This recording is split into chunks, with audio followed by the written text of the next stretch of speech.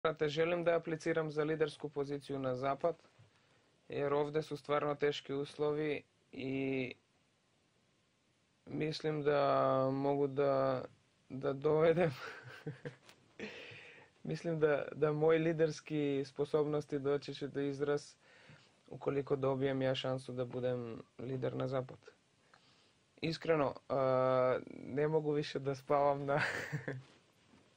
na tvrdo i hrana nam je ok, ali mislim da zaslužujemo bolje. Ne samo ja, svi što apliciramo za tu poziciju. Darko, velikog brata interesuje zašto bi Zapad profitirao tvojim dolaskom. Ovako, pa da budemo još jači. Mislim da dobro, Istok ima odličnog lidera, ali kad bi otišao ja na zapad, mislim da možemo da budemo duplo jači.